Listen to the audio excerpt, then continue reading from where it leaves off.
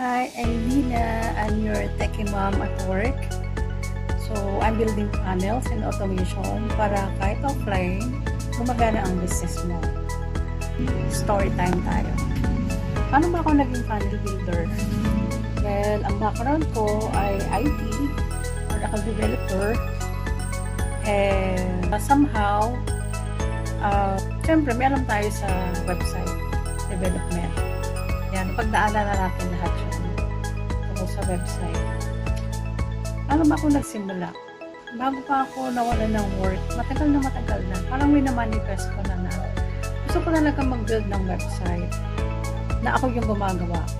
Kasi dati, ang work ko, nagde-design ako ng system, ng workflow. Nakikipag-usap sa client, pinukuha ko yung user requirement.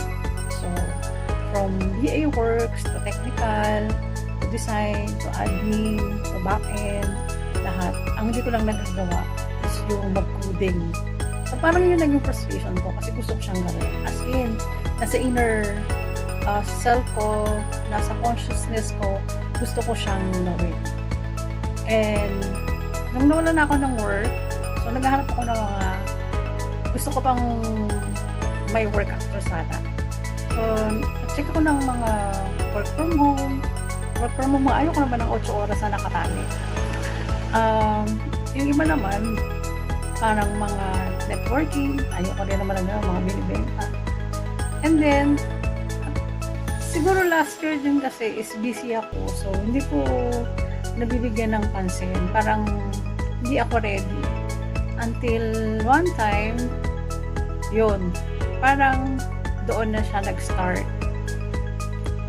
Pumasok ako sa Funnels Mastery Academy. Nag-attend ako ng free webinar. So, doon ko siya natansya na, ito yung gusto ko. Kasi, madali lang siyang i-build. Saka parang nakita ko na siya nagawa ko na siya sa dati sa SharePoint. So, medyo ando na, alam ko na. Parang, okay, magagamayan ko agad doon. Wala, syempre natuto na ako paano mag-setup ng domain. Yan. So, paano sila ko-connect, which is, yun naman yung kulang sa akin dati. Na hindi ko siya talaga ginagawa before. Siguro, parang it's God's willing talaga na ito yung mapunta siya sa akin at mag-cross path kami.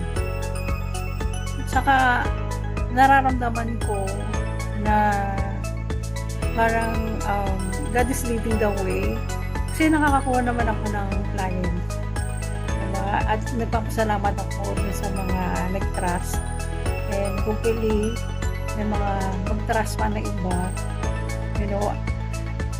gustong gusto ko siyang gawin at gustong gusto ko rin makatulong sa mga may kakilala ko, ang kaibigan ko, unang-una gustong gusto kong sila yung unahin ko. So all praises to God dahil nakita ko yung ganitong skill and I'm very thankful. So yun lang.